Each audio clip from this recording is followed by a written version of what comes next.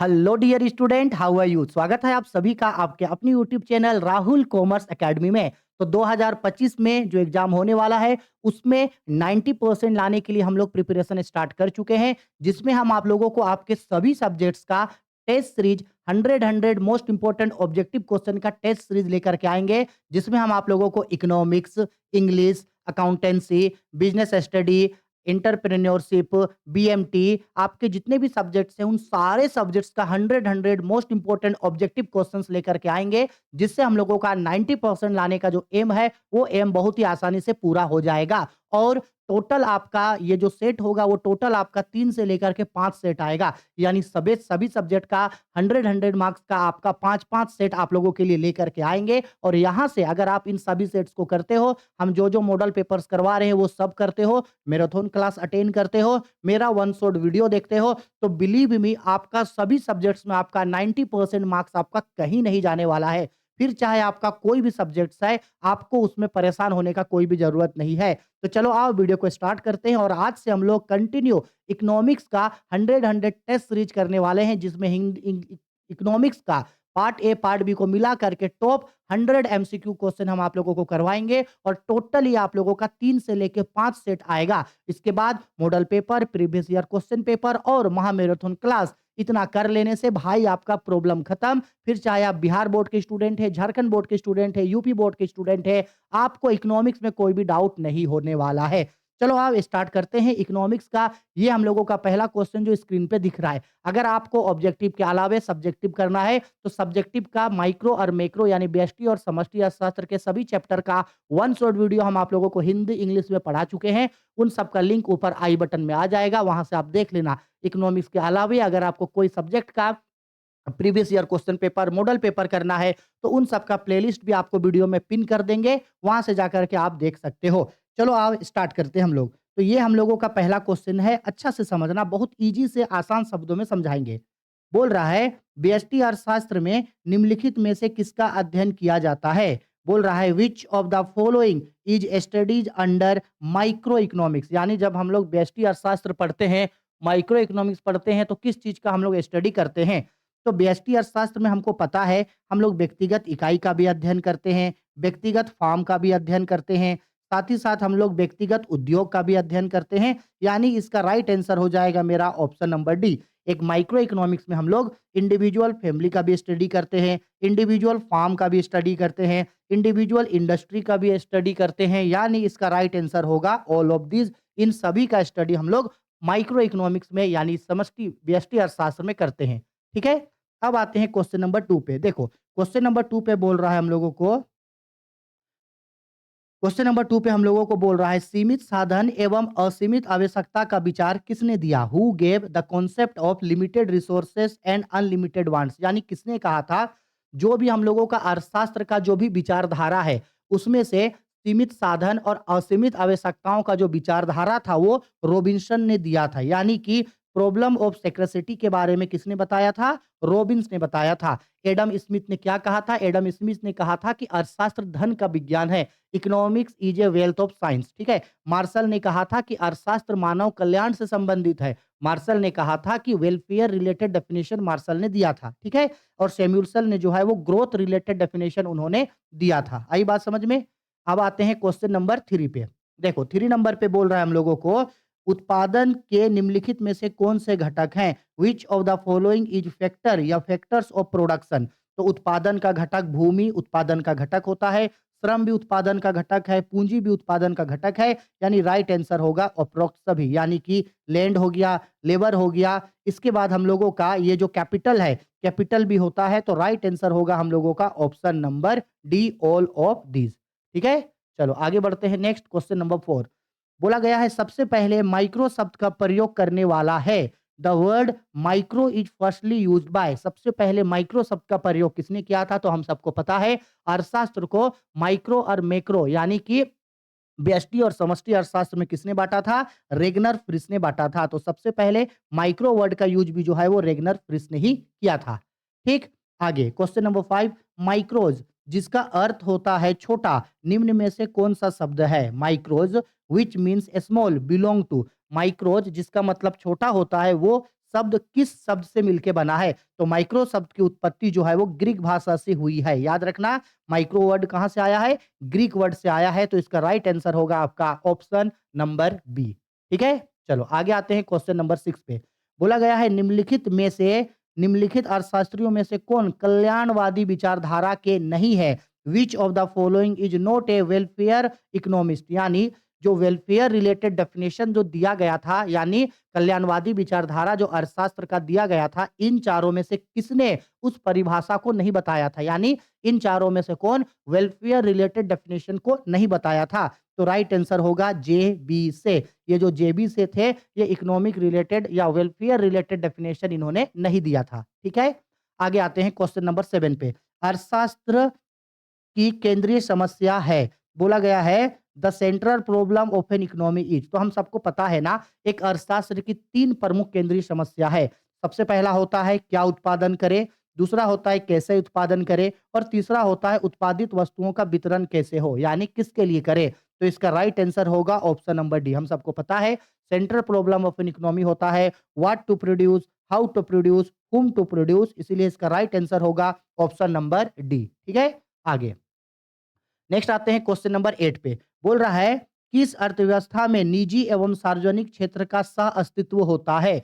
Which economic has a को existence of private and public sectors. तो एक ऐसा अर्थशास्त्र जिसमें निजी और पूंजीवादी यानी समाजवादी और पूंजीवादी दोनों अर्थशास्त्र होता है, उसको मिश्रित अर्थशास्त्र बोलते हैं। एक ऐसा इकोनॉमी जिसमें कैपिटलिस्ट और सोशलिस्ट दोनों इकोनॉमिक्स आता है, उसको हम लोग मिक्स्ड इकोनॉमिक्स बोलते हैं। और भारत का अर्थशास्त्र एक मिश्रित अर्थशास्त्र है, यानी इंडियन इकोनॉमी एक मिक्स्ड इकोनॉमी है। ठीक है? आगे क्वेश्चन नंबर 9।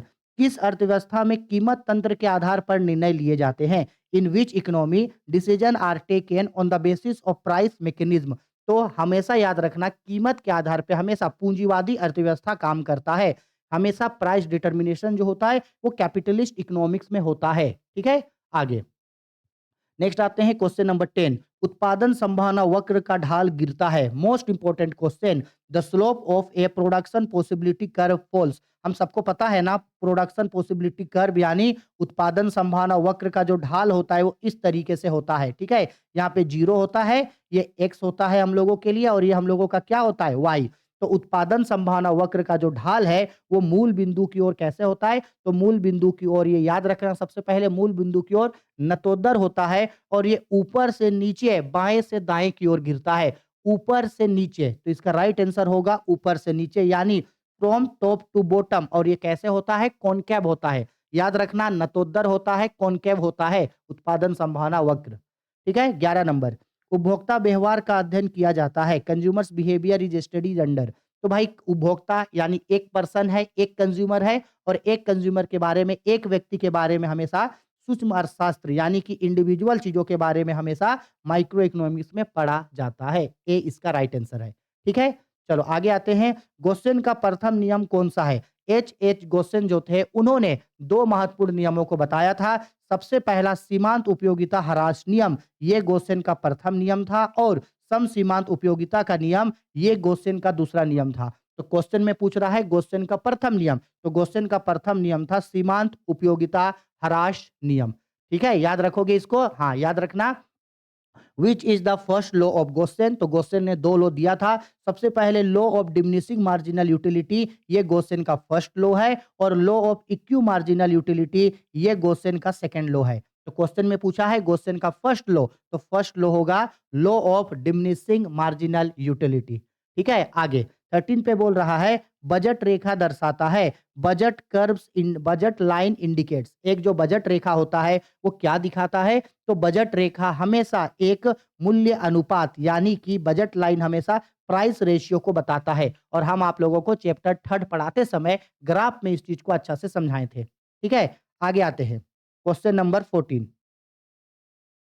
थोड़ा-सा रुकना, हाँ, 14 नंबर। उदासीनता वक्र का ढाल निम्नलिखित में से किससे मापी जाती है? फ्रॉम व्हिच उदासीनता वक्र का ढाल निम्नलिखित में से किससे मापी जाती है? यानी जो इंडिफरेंस कर्व होता है, जिसको उदासीनता वक्र या तटस्थता वक्र भी बोला जाता है, उसको किससे मापते हैं? तो सीमांत प्रतिस्थापन दर से मापा जाता है। यानी from which of the following is the slope of indifference curve is measured. Indifference curve का जो मेजरमेंट है वो हमेशा मार्जिनल रेट ऑफ सब्स्टिट्यूशन यानी कि एमआरएस से होगा। अब आपको पता होगा, हम बताए भी है कई बार कि उदासीनता वक्र यानी इंडिफरेंस कर्व जो होता है वो इस तरीके का होता है। ये मूल बिंदु की ओर उन्नतोदर होता है यानी कि अवतल होता है यानी कि कॉन्वेक्स होता है। याद रखना, प्रोडक्शन पॉसिबिलिटी कर्व कॉनकेव होता है और इंडिफरेंस कर्व कॉन्वेक्स होता है। एग्जाम में ये पूछेगा, ठीक है। चलो आगे बढ़ते हैं नेक्स्ट क्वेश्चन पे। क्वेश्चन नंबर 15 बोला गया है वस्तु की हर अगली इकाई के प्रयोग से सीमांत उपयोगिता होती है। तो जब कभी भी हम लोग एक वस्तु के अतिरिक्त इकाई का उपयोग करते हैं तो उससे मिलने वाली सीमांत उपयोगिता घटती जाती है। यानी कि consumption of every additional unit of a commodity marginal utility is diminishing. इसी चीज को तो बोलते हैं हम लोग diminishing marginal utility. Law of diminishing marginal utility इसी को बोला जाता है। ठीक है, आगे आगे क्वेश्चन पे बोल रहा है यहाँ पे, एक सेकेंड, हाँ। बोला गया है सीमांत उपयोगिता हम कैसे निकाल सकते हैं। How we calculate marginal utility बोल रहा है। तो मार्जिनल यूटिलिटी का फॉर्मूला होता है marginal utility is equal to change in total utility divided by change in quantity, यानी कि राइट आंसर होगा ए। अच्छा, मार्जिनल यूटिलिटी का दो फॉर्मूला होता है, एक तो ये ऑप्शन ए वाला और दूसरा फॉर्मूला होता है आपका मार्जिनल यूटिलिटी निकालने का। Marginal utility is equal to total utility n minus one. ठीक है, तो ये दोनों फॉर्मूला को आप लोग याद रख लेना, एग्जाम में इन दोनों में से कोई भी एक फॉर्मूला पूछ सकता है। ठीक, आगे नेक्स्ट आते हैं, उपयोगिता की माप की जा सकती है, यूटिलिटी कैन बी मेजर्ड। तो मार्शल ने कहा था कि उपयोगिता की माप मुद्रा में की जा सकती है, यानी utility can be measured in term of money. Utility को किसके टर्म में मापा जा सकता है? मनी के टर्म में यूटिलिटी को मापा जा सकता है। Utility can be measured in term of money. ठीक है, चलो आते हैं आगे। क्वेश्चन नंबर 18 बोल रहा है उपयोगिता का क्रमवाचक सिद्धांत किसने दिया? Who propounded the ordinal utility theory. तो ऑर्डिनल यूटिलिटी याद रखना क्रमवाचक बोल रहा है। क्रमवाचक सिद्धांत का प्रतिपादन यानी ऑर्डिनल यूटिलिटी हिक्स और एलेन ने दिया था। याद रखना, दो सिद्धांत होता है, एक क्रमवाचक और एक गणनवाचक।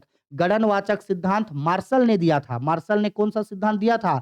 मार्शल ने दिया था आपका गणनवाचक सिद्धांत। गणनवाचक सिद्धांत यानी मार्शल ने किसको बताया था? मार्शल ने आपका बताया था कार्डिनल यूटिलिटी कॉन्सेप्ट। मार्शल ने किसको बताया था? कार्डिनल यूटिलिटी कॉन्सेप्ट को मार्शल ने बताया था। यहां पूछ रहा है ऑर्डिनल, तो ऑर्डिनल बताया था हिक्स और एलेन। दो क्वेश्चन बता दिए, दोनों में से कुछ भी एग्जाम में पूछ सकता है। ठीक है, आगे 19 नंबर क्वेश्चन पे बोल रहा है अर्थशास्त्र में प्रयोग उपयोगिता का आशय है, यूटिलिटी इन इकोनॉमी मीन्स। तो देखो, उपयोगिता का मतलब होता है किसी भी वस्तु में आवश्यकता संतुष्टि की शक्ति उस वस्तु की उपयोगिता कहलाती है। यानी want satisfying power of a commodity is called utility. ठीक है, utility means want satisfying power of a commodity, यह उसका डिफिनेशन होता है। आगे बढ़ते हैं क्वेश्चन नंबर 20 पे।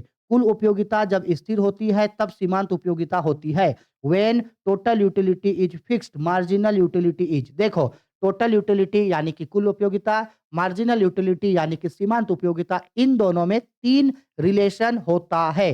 कितना रिलेशन होता है? 3 रिलेशन। हम यहाँ पे रिलेशन को देखो यहाँ पे दिखाते हैं क्या रिलेशन होता है इन तीनों में। ठीक है, इस तरीके से रिलेशन होता है। ये होता है टोटल यूटिलिटी और ये हम लोग का होता है मार्जिनल यूटिलिटी। ठीक, और ऐसे ये डॉट डॉट डॉट डॉट मिलता है। तो याद रखना, पहला रिलेशन होता है जब तक मार्जिनल यूटिलिटी घटता है लेकिन पॉजिटिव होता है, इस यहाँ से पहले जब तक ये पॉजिटिव होता है तब तक टोटल यूटिलिटी बढ़ता है, और जब मार्जिनल यूटिलिटी 0 को टच कर देता है तो टोटल यूटिलिटी मैक्सिमम हो जाता है, मतलब अधिकतम। और जब मार्जिनल यूटिलिटी नेगेटिव हो जाता है तो टोटल यूटिलिटी भी घटना स्टार्ट कर देता है। तो अब क्वेश्चन को पढ़ो, कुल उपयोगिता जब स्थिर होती है, देखो टोटल यूटिलिटी यहाँ पे है, तो उस समय सीमांत उपयोगिता यानी मार्जिनल यूटिलिटी 0 को टच करेगा, यानी कि शून्य हो जाएगा। क्या हो जाएगा? शून्य, यानी कि 0 हो जाएगा। ठीक, लॉन्ग क्वेश्चन में भी पूछ सकता है इन दोनों में रिलेशन। ठीक है, और शॉर्ट क्वेश्चन में भी पूछेगा ही पूछेगा एक क्वेश्चन। आगे बढ़ते हैं, मांग वक्र का सामान्यतः ढाल होता है। तो एक जो मांग वक्र होता है उसका सामान्यतः ढाल जो होता है वो बाएं से दाएं, ऊपर से नीचे की ओर होता है। बाएं से दाएं, नीचे की ओर, यानी ऑप्शन नंबर बी इसका राइट आंसर है। Demand curve curve generally slope जो होता है उसका डिमांड कर्व का वो डाउनवर्ड होता है फ्रॉम लेफ्ट टू राइट। ठीक है, आ गया बात समझ में? चलो आगे बढ़ते हैं। 22 नंबर, मांग में कमी के निम्नलिखित में से कौन से कारण है? मतलब क्या होगा जिससे हम लोगों का मांग कम हो जाएगा? तो देखो, अगर आय में कमी होगा तो मांग में कमी होना ही होना है। क्रेताओं की संख्या में कमी होगा तो मांग में कमी होगा ही होगा। उपभोक्ता की रुचि में कमी होगा तो अल्टीमेटली मांग में कमी होना ही होना है। तो इसका राइट आंसर होगा ऑप्शन नंबर डी।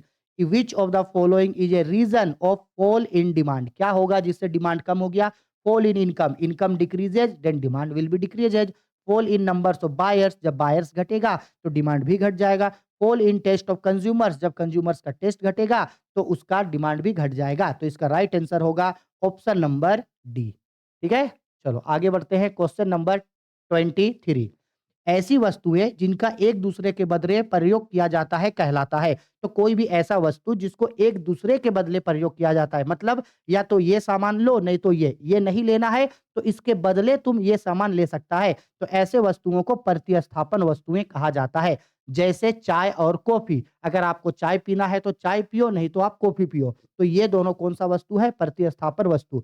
पूरक वस्तु क्या होता है? ऐसा वस्तु जो एक दूसरे के साथ साथ यूज में लाया जाता है, जैसे चाय और चीनी, जूता और मोजा, गाड़ी और पेट्रोल, पेन और पेपर। तो ऐसे वस्तुओं को पूरक वस्तु बोलते हैं। ठीक, goods which can alternatively be used are called substitute goods, जो एक दूसरे के बदले यूज किया जाता है, substitute goods. Complementary goods are those goods which are used together, जो दोनों एक साथ यूज में लाया जाता है उसको कंप्लीमेंट्री गुड्स बोला जाता है। ठीक, आगे बोल रहा है कॉफी के मूल्य में वृद्धि होने से चाय का मूल्य क्या होगा? तो अभी पढ़े हम लोग कॉफी और चाय एक्चुअल में कौन सा वस्तु है? प्रतिस्थापन वस्तु। और मान लो कि अगर कॉफी का दाम बढ़ रहा है, अगर कॉफी महंगा होते जा रहा है तो लोग तो कॉफी नहीं पिएगा, तो कॉफी को छोड़ के लोग क्या पिएगा? चाय पिएगा। तो कॉफी के मूल्य बढ़ने से चाय का मांग क्या हो जाएगा? बढ़ जाएगा। कॉफी का मूल्य बढ़ने से चाय का मांग क्या हो जाएगा? बढ़ जाएगा। ठीक है, तो वही देखो बोल रहा है with the rise in coffee price the demand of T is increases, उसका प्राइस इंक्रीज हो जाएगा।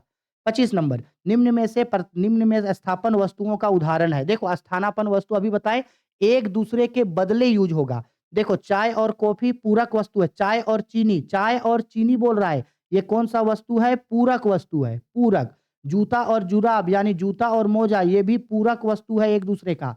ठीक है, कलम और स्याही ये भी पूरक है। चाय और कॉफी ये दोनों मेरे लिए प्रतिस्थापन वस्तु है। ठीक है, in the following the example of substitute goods, तो यहाँ पे सब्स्टिट्यूट गुड्स जो है वो टी और कॉफी है, और बाकी ये सब मेरे लिए कंप्लीमेंट्री गुड्स है जो एक दूसरे के साथ यूज में लाया जाएगा।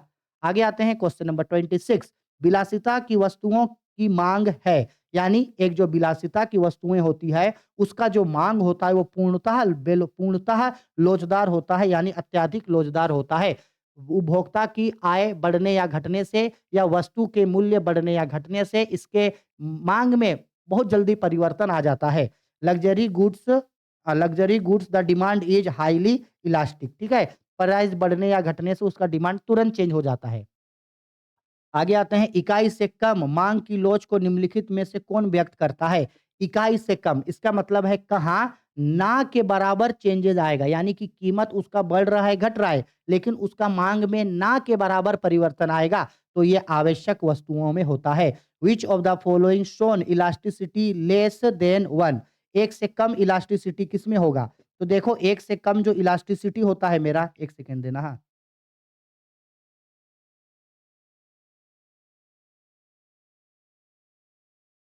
एक से कम जो इलास्टिसिटी होता है वो मेरा नेसेसरी गुड्स पर होता है। ठीक है, आगे बोला गया है मांग की लोच मापने के लिए प्रतिशत या अनुपातिक रीति का प्रतिपादन किसने किया था? यानी इलास्टिसिटी ऑफ डिमांड, मांग का लोच जब मापा जाता है उसके लिए अनुपातिक या प्रतिशत ऋषि को किसने खोजा था? पास्कल ने खोजा था। ठीक है, और हम ये आप लोगों को न्यूमेरिकल क्वेश्चन बताते समय बताए थे। Who propounded the percentage of proponent method of measuring elasticity of demand, तो ये फ्लक्स ने किया था। किसने किया था?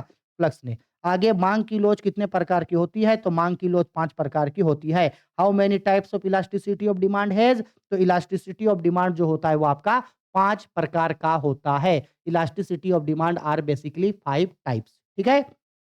आगे, नेक्स्ट बढ़ते हैं आगे। बोला गया है स्थानापन्न वस्तुओं की मांग की लोच होती है, यानी ऐसा वस्तु जो एक दूसरे के बदले प्रयोग में लाया जा रहा है, उसमें मांग का लोच क्या होगा? तो मांग का लोच उसमें धनात्मक होगा। Elasticity of demand of substitute goods is positive. क्यों सर जी पॉजिटिव क्यों होगा, धनात्मक क्यों होगा? इसलिए होगा कि जैसे ही मान लो कि कॉफ़ी का मांग बढ़ गया, कॉफ़ी का कीमत बढ़ गया, तो कॉफ़ी का छोड़ करके हम लोग चाय का मांग बढ़ा दिए। तो उधर एक सामान का कीमत बढ़ा और यहाँ दूसरे सामान का डिमांड बढ़ गया और एक सामान का कीमत घटता है तो उसका मांग फिर घट जाता है। इसीलिए पॉजिटिव रिलेशन होता है। ठीक है? आगे।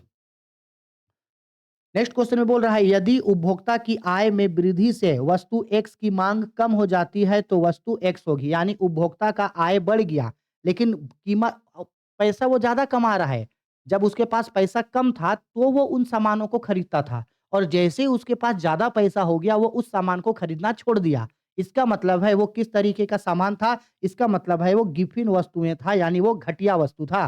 ठीक है? यानी कि in the increase of income of consumer reduce the demand of commodity X, then commodity of X will be given goods। Giffen goods में ये ऐसा होता है कि उसका मांग को जो है वो कम कर दिया जाता है। बोल रहा है मांग की कीमत लोच से अभिप्राय है। मांग की कीमत लोच क्या होता है? तो मांग की कीमत लोच का मतलब होता है कि वस्तु की कीमत में परिवर्तन के कारण उसके मांग में होने वाले अनुपातिक परिवर्तन को ही मांग की कीमत लोच कहते हैं। Price elasticity of demand means change in demand due to change in price. ठीक है? ऑप्शन ए इसका राइट आंसर होगा।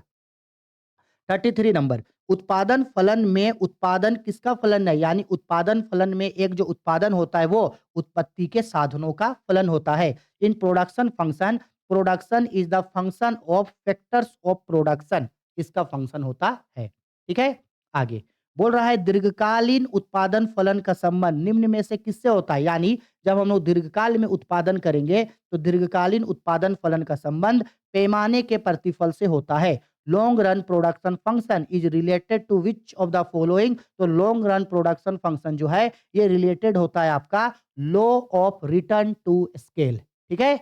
आगे 35 परिवर्तनशील अनुपात का नियम संबंधित है। परिवर्तनशील अनुपात का नियम जो है वो अल्पकाल से संबंधित होता है क्योंकि हमको पता है अल्पकाल में उत्पादन के सभी साधन परिवर्तित होते हैं और दीर्घकाल में उत्पत्ति के जो साधन होते हैं वो स्थिर और परिवर्तित दोनों होते हैं। लेकिन अल्पकाल में उत्पादन का अनु अल्पकाल में परिवर्तनशील अनुपात का नियम जो होता है वो लागू होता है। हर साधन को परिवर्तित किया जा सकता है। Law of variable proportion is related to short run. ठीक है? शॉर्ट रन पे लॉ ऑफ वेरिएबल होता है और लॉ ऑफ कांस्टेंट जो होता है वो लॉन्ग पीरियड में होता है। जब औसत उत्पादन यानी कि एपी अधिकतम होता है तब सीमांत उत्पादन क्या होगा? जब औसत उत्पादन एपी अधिकतम होता है तो सीमांत उत्पादन जो है उसके बराबर होता है। उसके बराबर होता है। ठीक है? क्या होता है? उसके बराबर, यानी ऑप्शन नंबर ए औसत उत्पादन के समान होता है। ठीक? क्वेश्चन में बोल रहा है व्हेन द एवरेज प्रोडक्ट यानी AP is maximum then the marginal product यानी MP is equal to AP. दोनों एक दूसरे के बराबर होता है। MP is equal to AP. ठीक? चलो आगे। एक फार्म का उत्पादन फलन है। एक फार्म का उत्पादन फलन जो है वो आगतों एवं निर्गतों के बीच संबंध को बताता है। आगतों एवं निर्गतों के बीच क्या बताता है? संबंध को बताता है। The production function of a firm is relationship between input and outputs. Input और आउटपुट्स के बीच वो रिलेशन को बताता है, यानी क्या-क्या चीज़ लगा रहा है और क्या-क्या चीज़ आउटपुट उसका निकल रहा है। देखो ये जो क्वेश्चन नंबर 38 है ना, ये न्यूमेरिकल क्वेश्चन है।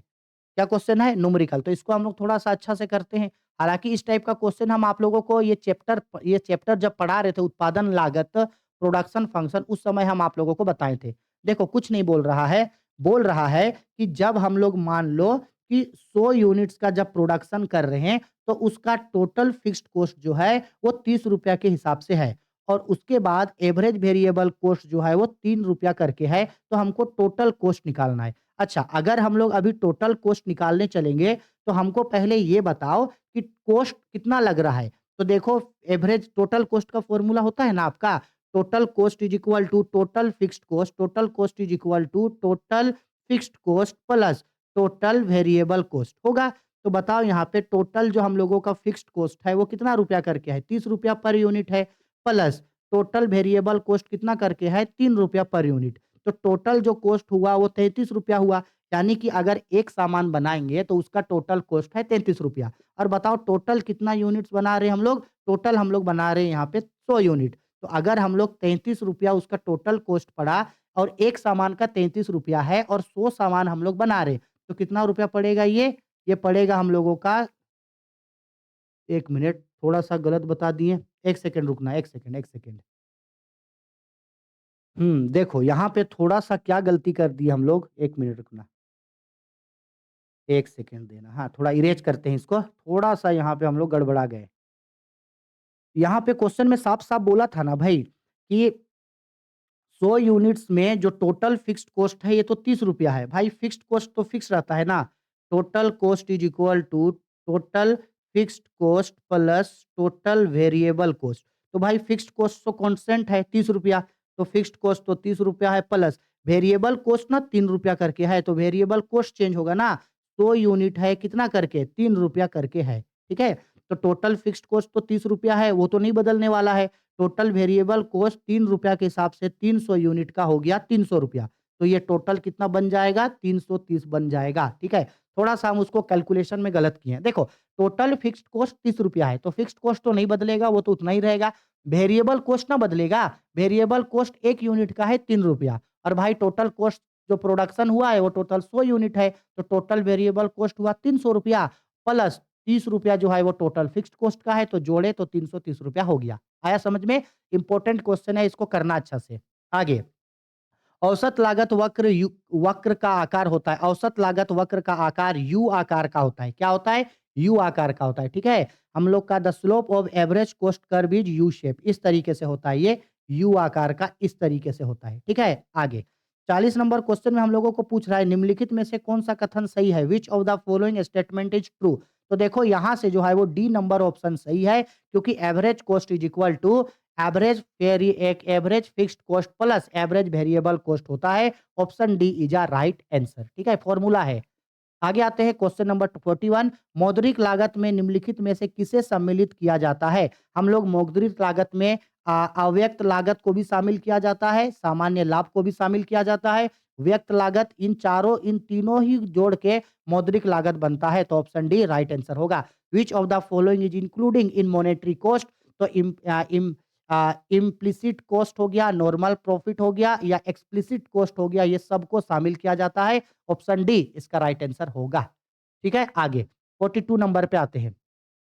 बोला है निम्नलिखित में से कौन स्थिर लागत नहीं है? यानी यहाँ से कौन जो है वो स्थिर नहीं होगा, यानी ये बढ़ते घटते रहेगा। देखो ब्याज, ब्याज हमेशा स्थिर रहता है। कल को आप अगर 1 लाख रुपया का किसी से लोन लेकर के आओ और वो बोलता है कि 1 लाख रुपया का 10% इंटरेस्ट लगेगा, तो 10% इंटरेस्ट फिक्स है, वो ऐसा नहीं करेगा कि 10% को बढ़ा या घटा देगा। तो इंटरेस्ट जो होता है यानी ब्याज जो होता है वो फिक्स्ड होता है।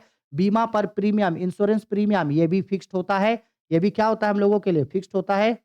ये भी हम लोगों के लिए फिक्स्ड होता है, ठीक है? इसके बाद आगे कच्चे माल की लागत, ये फिक्स्ड नहीं होता है। फैक्ट्री का किराया भी फिक्स्ड होता है। कच्चे माल की लागत यानी कि cost of raw material fixed नहीं होता है। आज रॉ मटेरियल का जो दाम है, ज़रूरी नहीं है कि कल भी रॉ मटेरियल का दाम उतना ही रहेगा। रॉ मटेरियल का दाम कम-ज़्यादा हो सकता है। ठीक है? आगे, फ़ॉर्मूला पूछ रहा है एमआर यानी कि मार्जिनल रेवेन्यू को दर्शाया जाता है। तो अभी तो हम ऊपर में फ़ॉर्मूला पढ़े थे ना, मार्जिनल रेवेन्यू यानी कि marginal revenue is equal to change in total revenue divided by quantity, या ऐसे भी लिख सकते हैं इस फॉर्मूला को, marginal revenue is equal to total revenue n minus minus total revenue n minus one. ठीक है, इस फॉर्मूले से भी इसको लिख करके समझ सकते हो। रुको जी, पता नहीं ये क्या हो रहा है। चलो आगे बढ़ते हैं। बोला गया है किस बाजार में एआर और एमआर दोनों एक दूसरे के बराबर होता है? तो याद रखना पूर्ण प्रतियोगिता बाजार में, परफेक्ट कंपटीशन मार्केट में एआर एमआर के बराबर होता है। अगर आपको याद है तो बाजार वाला चैप्टर पढ़ाते समय हम इस तरीके से ग्राफ आप लोगों को बताए थे और यहाँ बोले थे कि एआर और एमआर जो होता है वो हमेशा एक दूसरे के बराबर होता है पूर्ण प्रतियोगिता बाजार यानी परफेक्ट कंपटीशन मार्केट में। ठीक है, 45 नंबर। निम्नलिखित में से कौन-सा कथन सही है? कौन-सा कथन सही है? देखते हैं। तो इन 45 में से इन राइट कथन जो है वो ए और बी दोनों ही कथन जो है ये सही है, ठीक है? Which of the following statement is true? तो भाई दोनों जो है वो ट्रू होता है। आगे बोल रहा है एकाधिकार प्रतियोगिता में क्या स्थिर रहता है? तो एकाधिकार प्रतियोगिता में अभी हम लोग पढ़े ना, यानी एकाधिकार in monopoly competition which of the following is remain constant. Monopolistic competition बोल रहा है। तो मोनोपोलिस्टिक कॉम्पिटिशन में एआर जो है वो एमआर के बराबर होता है। एआर एमआर के बराबर होता है। ये दोनों कांस्टेंट रहता है। ठीक है? आया समझ में मेरा बात? चलो आगे। फार्म का संतुलन में होता है। फार्म संतुलन में होता है। For a firm is equilibrium. कब एक फार्म इक्विलिब्रियम में आएगा? तो एक फार्म इक्विलिब्रियम में तब आएगा जब उसका मार्जिनल रेवेन्यू उसका मार्जिनल कॉस्ट के बराबर है, यानी सीमांत आगम सीमांत लागत के बराबर होता है। ऑप्शन ए इसका राइट आंसर हो जाएगा।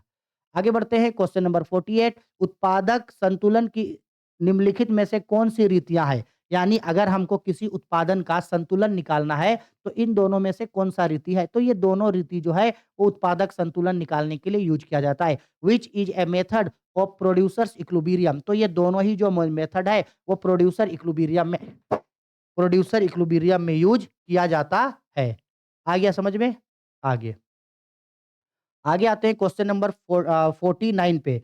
एक फार्म हानि की स्थिति में तब तक उत्पादन करती है जब तक, याद रखना, एक फार्म अगर उसको लॉस भी हो रहा है तब भी वो प्रोडक्शन तब तक करता जाएगा जब तक उसका मूल्य औसत परिवर्तनशील लागत से कम ना हो जाए। जब औसत परिवर्तनशील लागत से उसका मूल्य कम हो जाएगा तब वो उत्पादन करना बंद कर देगा। A farms produce in the states of loss when, तब तक करेगा प्रोडक्शन जब तक price is less than average variable cost. जिस बार जब जैसे ही उसका जो प्राइस है वो एवरेज वेरिएबल कॉस्ट से कम हो जाएगा वो प्रोडक्शन करना छोड़ देगा। ठीक है? यानी छोड़ेगा नहीं, बंद कर देगा। वस्तु की पूर्ति के निर्धारक घटक है। अगर हमको किसी वस्तु का का निर्धारक करना है, मतलब किसी वस्तु का पूर्ति किन-किन चीज़ों से प्रभावित होता है, तो इन तीनों से जो है वो प्रभावित होता है। वस्तु की कीमत, संबंधित वस्तु की कीमत, उत्पादन साधनों की कीमत, सबसे। Determining factor of supply of goods, एक गुड्स का सप्लाई इफेक्ट होता है, प्राइस ऑफ गुड्स से भी इफेक्ट होगा, प्राइस ऑफ रिलेटिव गुड्स से भी होगा, प्राइस ऑफ इससे भी होगा, यानी राइट आंसर होगा इसका ऑल ऑफ दिस। इन सब में से जो है वो इफेक्ट होता है। आगे बोला गया है किसी वस्तु की पूर्ति की मात्रा और उसकी कीमत के बीच किस प्रकार का संबंध पाया जाता है। यानी ये सिंपल बात है, किसी वस्तु की कीमत और पूर्ति के बीच किस तरीके का संबंध पाया जाता है? प्रत्यक्ष संबंध पाया जाता है। डायरेक्ट डायरेक्ट रिलेशन होता है, क्योंकि जैसे ही किसी भी वस्तु की कीमत बढ़ता है पूर्ति बढ़ जाता है, और जैसे ही किसी वस्तु का कीमत घटता है तो पूर्ति भी कम कर दी जाती है। यानी किसी भी गुड्स का quantity quantity of goods supply और उसके प्राइस के बीच डायरेक्ट रिलेशन होता है। डायरेक्ट और साथ-साथ पॉजिटिव रिलेशन भी होता है। डायरेक्ट तो होता है और साथ ही साथ क्या होता है? पॉजिटिव रिलेशन भी मेरा होता है। ठीक है? डायरेक्ट होता है और डायरेक्ट के साथ-साथ पॉजिटिव रिलेशन भी मेरा होता है। आगे हाँ, ये क्वेश्चन नंबर 52। चलो एक न्यूमेरिकल क्वेश्चन हम आप लोगों के लिए छोड़ रहे हैं। चलो तो इस 52 का हमको आप लोग आंसर बना करके इसका देना, तो आंसर क्या होगा? हम आप लोगों को याद है पूर्ति की लोच और माँग की लोच पढ़ाते समय इस क्वेश्चन को सेम यही क्वेश्चन को हम उस समय प्रैक्टिस करवाए थे आप लोग को। चलो तो देखते हैं कितना याद है आप लोग को, इसको बना के आंसर हमको देना। नहीं आंसर पता चलेगा तो नीचे कमेंट बॉक्स पे कमेंट कर देंगे, वहाँ से देख लेना आंसर। ठीक है? चलो आगे आते हैं क्वेश्चन नंबर 53। बाजार की निम्नलिखित में से कौन-सी विशेषता है? बाजार एक क्षेत्र है, सही बात है। क्रेताओं और विक्रेताओं की उपस्थिति होती है, ये भी सही है। वस्तु का एक मूल्य होता है, ये भी सही है। तो राइट आंसर होगा ऑप्शन नंबर डी। बोला गया है which of the following is the characteristics of market? Market is a area, सही बात है। Presence of buyers and seller, बिल्कुल सही बात है। Selling price of the commodity, बिल्कुल गुड्स का प्राइस होता है, बिल्कुल सही। तो इसका राइट आंसर होगा option number D, all of the above. ठीक, आगे नेक्स्ट क्वेश्चन पे बोल रहा है बाजार स्थिति जिसमें एक क्रेता होता है कहलाता है। एक ऐसा बाजार जिसमें सिर्फ और सिर्फ एक खरीदने वाला है। देखो बेचने वाला नहीं बोल रहा है। बेचने वाला अगर एक है तो वो तो एकाधिकार बाजार होगा, मोनोपोली मार्केट होगा। लेकिन अगर खरीदने वाला ही एक है, एक ही सिर्फ बायर है, एक ही आदमी खरीदने वाला है। तो ऐसे बाजार को बोलते हैं मोनोपोली बाजार, ठीक है? Market situation where there is only one buyer, एक ही बायर होता है, उसको मोनोपोली मार्केट बोला जाता है। आगे बढ़ते हैं 55 नंबर पे, एकाधिकार प्रतियोगिता का निम्नलिखित में से कौन सी विशेषता है? तो एकाधिकार प्रतियोगिता का निम्नलिखित में से सब विशेषता होता है। Which of the following is a feature of monopolistic competition? तो एक मोनोपोलिस्टिक कंपटीशन का यहाँ से सब फीचर होता है। ठीक है, आगे। किस बाजार में फार्म की मांग वक्र पूर्णतः लोचदार होता है? मतलब कौन सा बाजार ऐसा होता है जहां पे इलास्टिसिटी ऑफ डिमांड जो है वो सबसे ज्यादा पाया जाता है, यानी उसका डिमांड बढ़ते घटते रहता है तुरंत तुरंत। तो वो पूर्ण प्रतियोगिता बाजार में होता है। In which market demand curve of a firm is perfectly elastic? तो परफेक्ट कंपटीशन मार्केट में डिमांड बहुत जल्दी जल्दी चेंज होता है। पूर्ण प्रतियोगिता बाजार में क्या स्थिर रहता है? तो अभी पढ़े एआर और एमआर, ये दोनों स्थिर रहता है। ठीक है, दोनों एआर और एमआर दोनों स्थिर रहेगा। अरे क्या हो रहा है यार?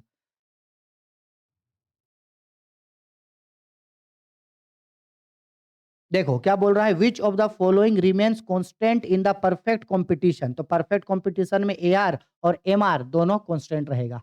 ठीक, आगे 58 पे बोला गया है, किस प्रकार के बाजार संरचना में किसी वस्तु का एक और केवल एक ही उत्पादक होता है, यानी सिर्फ एक ही सामान बनाने वाला और बेचने वाला है? तो वो एकाधिकार बाजार है। In which type of market structure there is only one and only one often goods and article? तो वो हम लोग का मोनोपोली मार्केट होता है।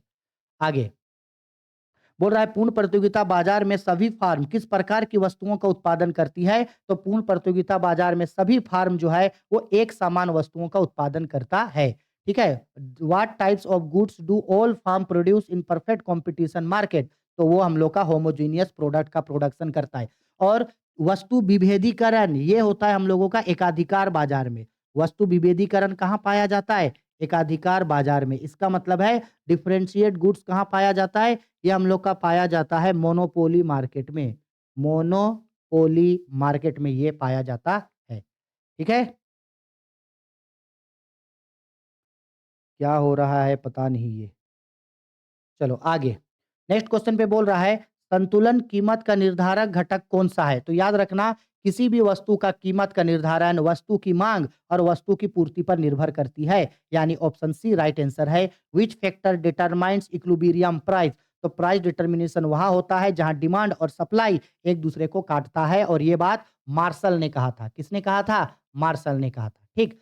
आगे, किसी वस्तु की देखो नेक्स्ट क्वेश्चन बोला जा रहा है, किसी वस्तु की मांग और पूर्ति की शक्तियों द्वारा निर्धारित होता है। ये देखो अभी तो बताए थे। किसने कहा था?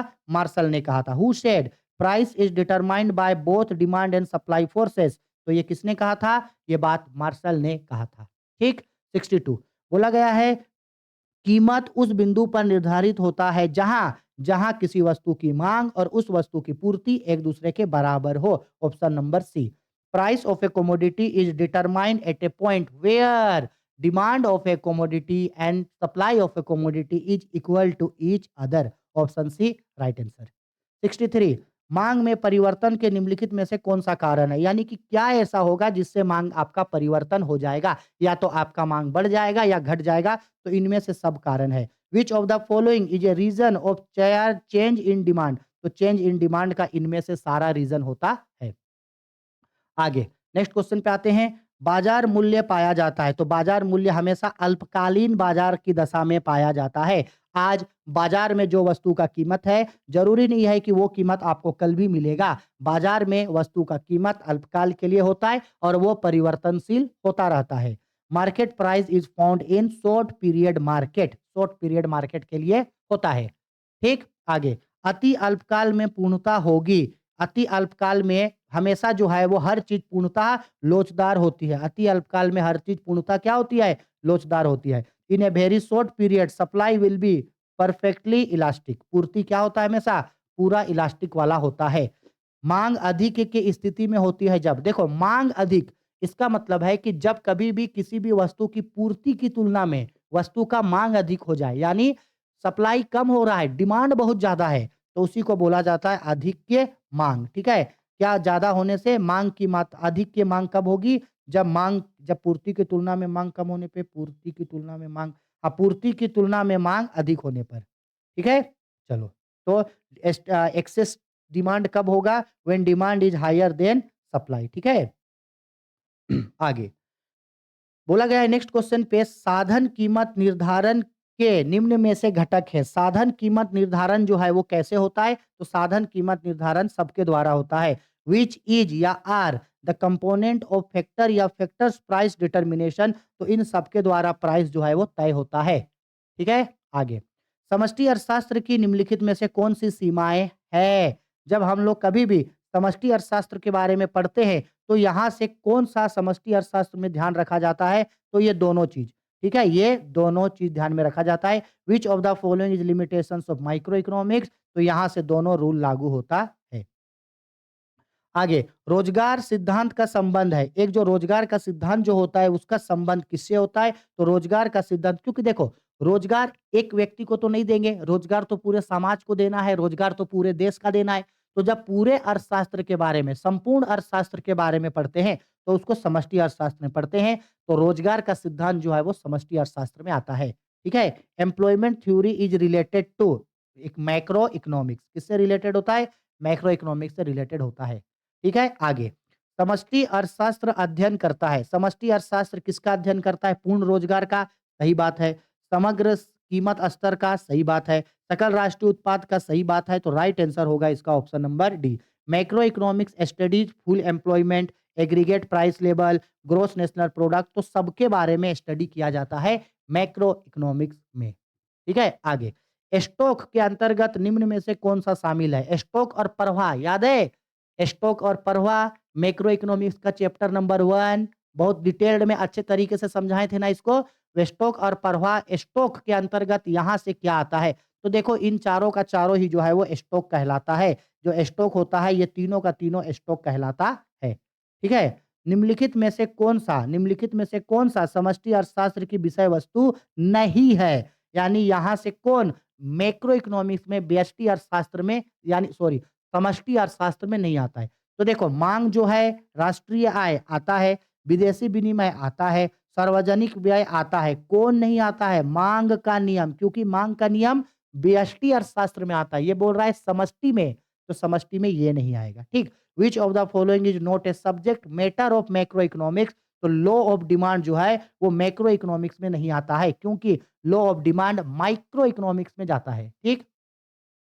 आगे बोल रहा है चक्रीय प्रवाह के अंतर्गत निम्न में से कौन शामिल है? तो चक्रीय प्रवाह दो तरीके का होता है, एक वास्तविक प्रवाह और एक मौद्रिक प्रवाह। तो ये दोनों होगा, तो राइट आंसर होगा option number C. Which of the following is including in circular flow, तो सर्कुलर फ्लो दो तरीके का होता है, एक रियल फ्लो, एक मॉनेटरी फ्लो। तो राइट आंसर होगा हम लोगों का बोथ ए एंड बी। ठीक? चलो आगे बोला गया है प्रवाह के अंतर्गत निम्न में से कौन शामिल है? जब हम लोग प्रवाह पढ़ते हैं तो उसमें ये तीनों चीज शामिल होता है, उपभोग भी शामिल होता है, निवेश भी शामिल होता है और आय। इन तीनों को ही तो हम लोग प्रवाह में शामिल करते हैं। इन तीन ही सेक्टर को ना शामिल किया जाता है। बिल्कुल इन तीन ही सेक्टर को शामिल करेंगे, तो ऑप्शन डी इसका राइट आंसर हो जाएगा। विच of the following is included in flow, तो फ्लो में ये तीनों चीज आता है, कंजम्पशन, इन्वेस्टमेंट, इनकम, इन तीनों ही चीजों को शामिल किया जाता है। आगे चार क्षेत्रीय अर्थव्यवस्था के चक्रीय प्रवाह में संतुलन की शर्त होती है, तो राइट आंसर होगा मेरा ऑप्शन नंबर सी। याद है ये फॉर्मूला आय का चक्रीय प्रवाह पढ़ाते समय चैप्टर नंबर 2 समष्टि अर्थशास्त्र में इसको डिटेल में समझाए थे, ग्राफ के साथ, ड्राइंग के साथ। Which is the equilibrium condition of the circular flow of four sector model, तो फोर सेक्टर मॉडल का ये फॉर्मूला होता है। ठीक है? ऊपर वाला 1 सेक्टर 2 सेक्टर है, 3 सेक्टर और ये 4 सेक्टर। साधन लागत पर शुद्ध राष्ट्रीय उत्पाद को क्या कहा जाता है? यानी साधन लागत पर शुद्ध राष्ट्रीय उत्पाद को शुद्ध राष्ट्रीय आय कहा जाता है। Net national income eight factor cost is called national income. ठीक है? आगे किसी अर्थव्यवस्था में एक वर्ष के अंतर्गत उत्पादित अंतिम वस्तुओं तथा सेवाओं के बाजार मूल्य को कुल घरेलू आय कहा जाता है। The market value of all final goods and services produce in an economy over a year is called gross domestic income. याद है नेशनल इनकम, राष्ट्रीय आय चैप्टर पढ़ाते समय इस चीज़ को आप लोगों को डिटेल में समझाए थे, है ना? डेफिनेशन में ही समझाए थे। आगे 78 पे बोल रहा है एक अर्थव्यवस्था में कौन-सा क्षेत्र सम्मिलित रहता है? प्राथमिक, द्वितीयक, तृतीयक या तीनों? इनमें से सभी। Which sector is included in an economy? Primary, secondary, territory या ऑल ऑफ दिस? तो राइट आंसर होगा ऑल ऑफ दिस। 79 प्राथमिक क्षेत्र में निम्नलिखित में से कौन शामिल है? भूमि, वन, खनन या सभी? सब। प्राइमरी में सब आता है। Which include in primary sector land, forest, mining, all of this? All of this सब इसमें शामिल होता है। ठीक? आगे द्वितीय क्षेत्र में निम्नलिखित में से कौन-सी सेवाओं को सम्मिलित किया जाता है? कौन-सी सेवाओं को सम्मिलित किया जाता है? ठीक है? तो देखो किसको सम्मिलित करेंगे? बीमा, विनिर्माण, व्यापारिक और बैंकिंग। देखो ये सब जो होता है ना, जो भी चीज़ मेरा देखो, जिसको इस रेड कलर के बॉक्स के अंदर डाले हैं, ये सब हम लोगों का तृतीयक क्षेत्र में आता है, द्वितीयक में नहीं आता है। टेरिटरी सेक्टर में आता है, सेकेंडरी में नहीं आता है। तो सेकेंडरी में मेरा आता है विनिर्माण। Which of the following is included in secondary sector? तो सेकेंडरी सेक्टर में सिर्फ मैन्युफैक्चरिंग आता है, बाकी ये तीनों चीज़ मेरा आता है टेरिटरी सेक्टर में। ठीक? लाभ के निम्नलिखित में से कौन-सा घटक है? लाभ का इनमें से कौन-सा घटक है? तो लाभ का इनमें से सारा घटक होता है। Which of the following is a component on profit? तो यहाँ से सब में से प्रॉफिट हम लोगों को मिलता है। ठीक है? प्रॉफिट इन सब में से बनता है। वस्तु विनिमय प्रणाली का लाभ क्या था? तो वस्तु विनिमय प्रणाली का लाभ इनमें से सभी था। एक सरल प्रणाली था, आपसी सहयोग में वृद्धि होता था, आर्थिक असमानताएँ नहीं था इसमें। ठीक है? एडवांटेज या advantages of barter system is या आर ऑल ऑफ दिस। ठीक है? आगे मुद्रा वह है जो मुद्रा का कार्य करे, किसने कहा था? याद है? मनी का चैप्टर, इसमें हम ये डेफिनेशन बोले थे ना, मुद्रा वह है जो मुद्रा का कार्य करे। ये किसने कहा था? हार्टले विदर्स ने कहा था। Money is what money does, who said this? Hartley withers ने कहा था। मोस्ट इंपोर्टेंट क्वेश्चन, इस साल एग्जाम में ये क्वेश्चन दे रहा है आपको। ठीक है? आगे बोला गया है मुद्रा के कार्य है, तो मुद्रा का कार्य है विनिमय का माध्यम, मूल्य का मापक, मूल्य का संचय या इनमें से सभी? इनमें से सभी। The function of money is medium of exchange, measure of value, store of value या ऑल ऑफ दिस? तो भाई ऑल ऑफ दिस। आगे नेक्स्ट में बोल रहा है निम्नलिखित में से कौन सा विधि ग्रह मुद्रा है? बोला गया है यहाँ से कौन विधि ग्रह मुद्रा है? तो विधि ग्रह मुद्रा का मतलब वो मुद्रा होता है जो किसी देश का सरकार उस देश में चलाता है। जैसे अगर इंडिया में बात करें तो इंडिया में विधि ग्रह मुद्रा कौन होगा? जो इंडिया में जो पैसा चल रहा है। जैसे 10 रुपया का नोट, 20 रुपया का नोट, 50 रुपया का नोट, 100 रुपया का नोट, 200 का नोट, 500 का नोट और सिक्का हो गया। 1 का सिक्का, 2 का सिक्का, 5 का सिक्का, 10 का सिक्का। ठीक है? तो ये पेपर मनी को जो है यानी कि पत्र मुद्रा को जो है वो विधि ग्रह मुद्रा बोला जाता है। Which of the following is a legal tender money? तो सर्कुलेटेड पेपर मनी, उस कंट्री का जो पेपर मनी उस कंट्री में चल रहा है वो हम लोगों का होता है। ठीक है? आगे व्यापारिक बैंक के प्राथमिक कार्य कौन है? याद है व्यापारिक बैंक का 3 प्राथमिक कार्य होता है। पहला जमा स्वीकार करना, दूसरा ऋण देना और तीसरा साख का सृजन करना। यानी इनमें से सभी, साख का निर्माण करना। सभी मोस्ट इंपोर्टेंट क्वेश्चन है। ठीक है? आगे which of the primary function of an bank? तो accepting deposit, providing loans, credit creation, all of this? इनमें से सभी। आगे फॉर्मूला पूछ रहा है, साख गुणांक का फॉर्मूला है क्रेडिट मल्टीप्लायर इज, तो फॉर्मूला होता है 1 बाय सीआरआर। 1 बाय सीआरआर इसका फॉर्मूला होता है, 1 बाय सीआरआर। ठीक? आगे व्यापारिक बैंक, एक देश का व्यापारिक बैंक क्या करता है? ऑप्शन ए नोट निर्गमन करता है। नहीं भाई, एक देश का व्यापारिक बैंक नोट नहीं छापता है। नोट तो उस देश का केंद्रीय बैंक यानी आरबीआई छापे, उस देश का केंद्रीय बैंक छापता है और इंडिया का केंद्रीय बैंक है आरबीआई। यानी अगर पूछेगा इंडिया में पैसा कौन छापता है तो बोलना आरबीआई, और अगर पूछेगा कि किसी भी देश का पैसा कौन छापता है तो बोलना उस देश का सेंट्रल बैंक यानी कि केंद्रीय बैंक। ग्राहकों से जमा स्वीकार करता है, हाँ ये काम बैंक कर सकता है। ग्राहकों को ऋण देता है, हाँ ये काम बैंक कर सकता है। तो ए, बी और सी दोनों सही है, तो ऑप्शन डी इसका राइट आंसर होगा। ये कमर्शियल बैंक्स क्या करता है? Accepting deposits from customers, providing loan, यानी बी और सी दोनों करता है। ऑप्शन ए ये काम बैंक नहीं करता है, कमर्शियल बैंक। आगे बोल रहा है केंद्रीय बैंक द्वारा कौन सी मुद्रा जारी की जाती है? तो किसी भी देश का जो केंद्रीय बैंक है वो उस देश में चल मुद्रा यानी कि जो करेंसी होता है उस करेंसी को छापने का, एक मिनट, हाँ, टाइप्स ऑफ केंद्रीय बैंक द्वारा कौन सी मुद्रा जारी की जाती है? चल मुद्रा, क्रेडिट, क्वाइन तो नहीं जमा करता है वो। साख मुद्रा भी नहीं करता है। तो किसी भी देश का जो केंद्रीय बैंक है वो चल मुद्रा जारी करता है। Which types of currency is issued by the central bank, तो करेंसी इशू करता है वो, मतलब पेपर मनी, ठीक है। देखो क्रेडिट मनी वो इशू नहीं करता है। क्वाइन, क्वाइन तो भाई मिनिस्ट्री ऑफ फाइनेंस, यानी भारत में अगर आपको पूछेगा ना कि भारत में 1 का नोट या भारत में सिक्का कौन छापता है, तो बोल देना भारतीय वित्त मंत्रालय। कौन? वित्त मंत्रालय। देश में कागजी मुद्रा जारी करने का कार्य कौन करता है? Who issue paper currency in the country. अब बोले ना कि किसी भी देश का जो केंद्रीय बैंक होता है, किसी भी देश का जो सेंट्रल बैंक होता है, वो मुद्रा छापता है, ठीक?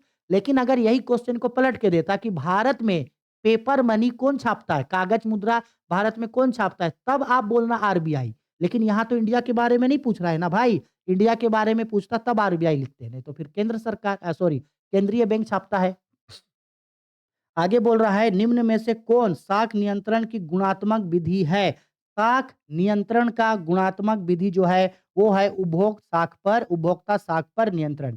विच of the following is a qualitative method of credit control? तो restrictions on credit consumer credit. और हम ये टॉपिक बहुत डिटेल्ड में अच्छा से पढ़ाए थे कि केंद्रीय बैंक साख का सृजन कैसे करता है, तब सब बताए थे। Option A, option B, option C, option D, इन सभी चीज के बारे में बहुत डिटेल्ड में अच्छा से हम आप लोगों को समझाए हैं उस टॉपिक पे। मुद्रा पूर्ति का नियंत्रण कौन करता है? अगर किसी भी देश में मुद्रा ज्यादा हो रहा है या कम हो रहा है, उसका नियंत्रण कौन करेगा? तो किसी भी देश का जो आपका रिजर्व बैंक होता है वो करेगा। अब इंडिया का बात हो रहा है तो इंडिया में मुद्रा कंट्रोल कौन करता है? आरबीआई, यानी कि रिजर्व बैंक ऑफ इंडिया का काम होता है कि रेगुलेट मनी सप्लाई, वो मनी सप्लाई को रेगुलेट करे।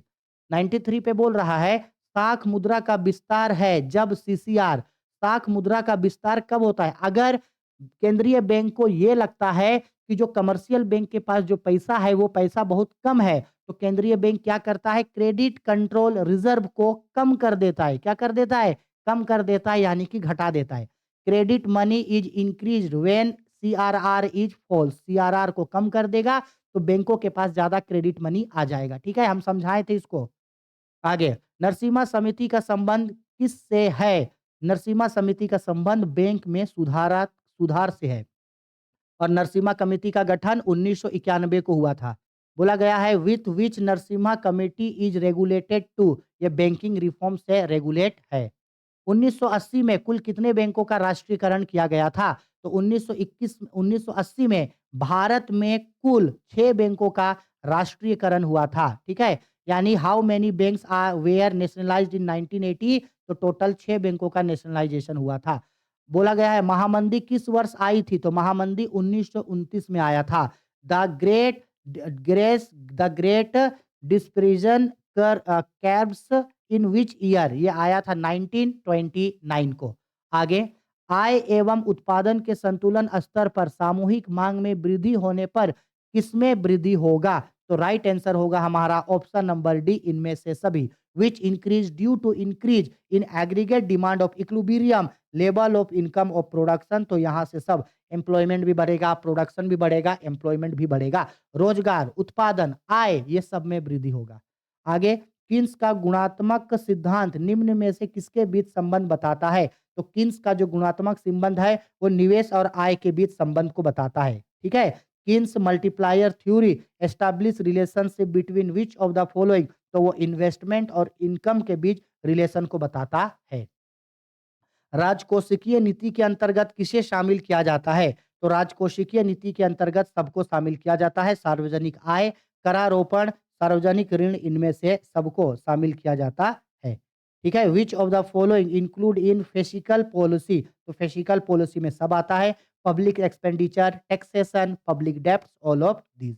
लास्ट क्वेश्चन बोल रहा है निम्नलिखित में से कौन सी राजस्व प्राप्ति नहीं है? यहां से कौन राजस्व प्राप्ति नहीं है? तो ऋणों की वसूली करना राजस्व प्राप्ति नहीं है। Which of the following is not a revenue receipt, तो रिकवरी ऑफ लोन्स, ऋणों की वसूली करना, रिकवरी ऑफ लोन राजस्व प्राप्ति नहीं है। ठीक है, बस हो गया हम लोगों का, खत्म हो गया हम लोगों का 100 एमसीक्यू। देखो हर एमसीक्यू को ना डिटेल्ड में समझाते हैं, इसलिए थोड़ा सा समय लगता है, क्योंकि हम ऐसा पढ़ाना चाहते हैं आप लोगों को कि एक बार में आपको सारा चीज क्लियर हो जाए और एक बार के बाद आपको दोबारा उन चीजों को देखने का जरूरत ना पड़े। इसलिए यहाँ पे हम हर एक चीज को डिटेल में समझाते हैं। ठीक है? अगर ऐसे ही आप लोग एक्सप्लेनेशन के साथ सॉल्यूशन चाहते हो तो बताना और चाहते हो कि नहीं सर जल्दी-जल्दी सिर्फ़ आंसर हम लोगों को बता दो, तो वो भी बोलना। ऐसे में 15, 20 या 25 मिनट के अंदर-अंदर वीडियो खत्म हो जाएगा, लेकिन हम सिर्फ़ उसमें आंसर बताएँगे, एक्सप्लेनेशन नहीं।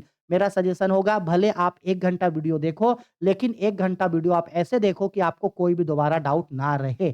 ठीक है? तो ये हम लोगों का इकोनॉमिक्स का सेट 1 था। ऐसे ही टोटल 5 सेट आएगा। सभी सब्जेक्ट का टेस्ट हो सभी सब्जेक्ट का 100 टेस्ट सीरीज आएगा। साथ ही साथ model paper, previous year question paper, मेरा टेस्ट सीरीज आएगा। इतना कर लेने के बाद आपको उस सब्जेक्ट में 90% लाने से कोई भी नहीं रोक सकता है। इसलिए घबराना, परेशान होने का ज़रूरत नहीं है। मेरे साथ-साथ पढ़ो। जो-जो, जैसे-जैसे पढ़ा रहे, हर एक चीज़ को ऐसे ही अच्छे तरीके से पढ़ते जाना। ठीक है? चलो बाय, टेक केयर।